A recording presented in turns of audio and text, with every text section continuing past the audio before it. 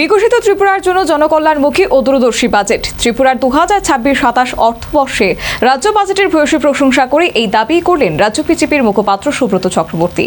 রাজ্যবাসীকে এই বাজেট উপহার দেওয়ার জন্য মুখ্যমন্ত্রী প্রফেসর ডক্টর মানিক সাহা নেতৃত্বাধীন সরকারকে অভিনন্দনও জানালেন। 2047 সালের মধ্যে বিকশিত ত্রিপুরার গড়ার লক্ষ্যে বিধানসভায় 2026-27 অর্থবর্ষের জন্য 34,212.31 কোটি টাকার রাজ্য বাজেট পেশ করেছেন অর্থমন্ত্রী প্রণজিৎ সিংহ রায়। মুখ্যমন্ত্রী ডক্টর মানিক সাহার নেতৃত্বাধীন সরকারের এই বাজেট রাজ্যের গরিব, যুব ও মহিলাদের কল্যাণের কথাকে গুরুত্ব দিয়ে করা হয়েছে বলেই দাবি করল ত্রিপুরা প্রদেশ বিজেপি নেতৃত্ব। কোনো নতুন কর ছাড়াই এই বাজেট উন্নয়নমূলক ব্যয়ের দিশা দেখিয়েছে বলেও তারা মনে করছে। সোমবার বিকেলে প্রদেশ বিজেপি কার্যালয়ে আয়োজিত সাংবাদিক বৈঠক থেকে জনকল্যাণমুখী এই বাজেট ত্রিপুরাবাসীকে উপহার দেওয়ার জন্য মুখ্যমন্ত্রী ডক্টর মানিক সাহা ও অর্থমন্ত্রী প্রণজিৎ সিংহ রায়কে অভিনন্দন ও ধন্যবাদ জ্ঞাপন করা হলো রাজ্য বিজেপি তরফে। এ প্রসঙ্গে প্রদেশ বিজেপির মুখপাত্র সুব্রত চক্রবর্তী বলেন, 2047 সালের মধ্যে বিকশিত ত্রিপুরার গড়ার যে রোড ম্যাপ তৈরি করা হয়েছে, এই বাজেট তার দিশারি হয়ে কাজ করবে। দেশের প্রধানমন্ত্রী নরেন্দ্র মোদীর স্বপ্ন হলো ভারতের যুবরা শুধু চাকরি না খুঁজে অন্যদের জন্য কর্মসংস্থানেরও ব্যবস্থা করবে। রাজ্য বাজেটের মাধ্যমে সেই লক্ষ্য পূরণের চেষ্টাও করেছে ডক্টর মানিক সাহার নেতৃত্বাধীন সরকার। আগামী দিনে রাজ্যের সর্বস্তরের মানুষের এই বাজেটের সুফল ভোগ করবে। রাজ্যে বিজেপি সরকার প্রতিষ্ঠার পর থেকেই কেন্দ্রীয় সরকারি কর্মীদের সঙ্গে রাজ্যের কর্মীদের ডিএর ফারাক কমানোর চেষ্টা করা হচ্ছে। এবারও 5% ডিএ ডিআর বৃদ্ধি করা হয়েছে, যার সুফল পাবেন লক্ষাধিক রাজ্য কর্মচারী ও পেনশনভোগীরা।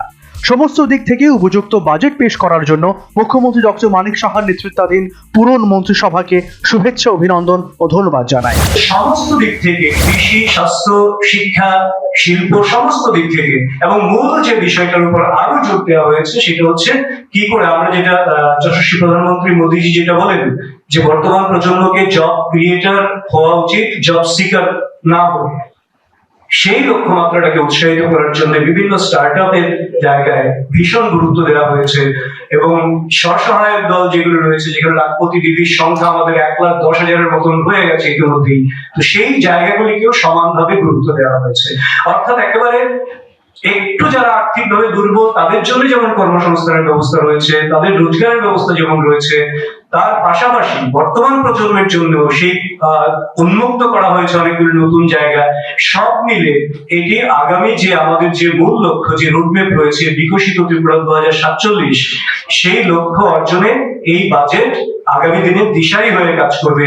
এইটা যেমন একটা গুরুত্বপূর্ণ বিষয় এবং এই বাজেট তৈরির জন্য এই সুন্দর, অভূতপূর্ব, শক্তিশালী, সমৃদ্ধ ত্রিপুরার জন্য যে বাজেট, সেই বাজেটের পেশের জন্য আমি ভারতীয় জনতা পার্টি ত্রিপুরা প্রদেশের পক্ষ থেকে আমরা রাজ্যের মাননীয় অর্থমন্ত্রী শ্রী প্রণজিৎ সিংহ রায় মহোদয় এবং রাজ্যের সর্বজনপ্রিয় মুখ্যমন্ত্রী প্রফেসর ডক্টর মানিক সাহা মহোদয়কে আন্তরিকভাবে ধন্যবাদ এবং কৃতজ্ঞতা জানাই এবং অভিনন্দন জানাই।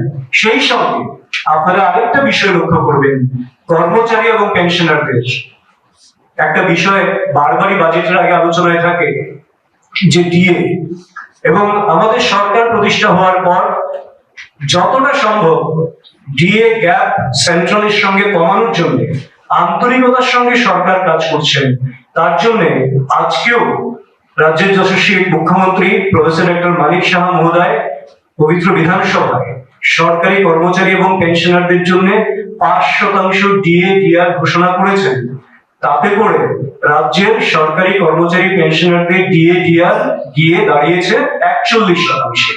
তো তার আগে একটা সময় দেখতাম আমরা এই ডিএর জন্য দীর্ঘ মিছিলে হাঁটতে হতো, এবং শুধু তাই না, কেন্দ্রীয় বঞ্চনা বলে বলে ডিএ গ্যাপ কেন্দ্রীয় কর্মচারীদের সঙ্গে ত্রিপুরা রাজ্যের 39%, 45% এইরকম একটা জায়গায় ছিল, কিন্তু সেই গ্যাপ অনেকটাই কমে এসছে এখন, এবং সেই গ্যাপ কমানোর জন্য রাজ্য সরকার আন্তরিকভাবে কাজ করছেন, মুখ্যমন্ত্রী আন্তরিকভাবে কাজ করছেন।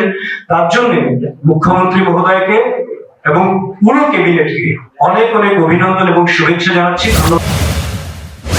মুখ্যমন্ত্রী ডক্টর মানিক সাহা বিধানসভার যখন কর্মী ও পেনশনভোগীদের জন্য ডিএ/ডিআর 5% বাড়ানোর কথা ঘোষণা করছিলেন, তখন বিক্ষোভ করতে দেখা যায় বিরোধী দলনেতা জিতেন্দ্র চৌধুরী ও কংগ্রেস বিধায়ক সুদীপ রায় বর্মনকে।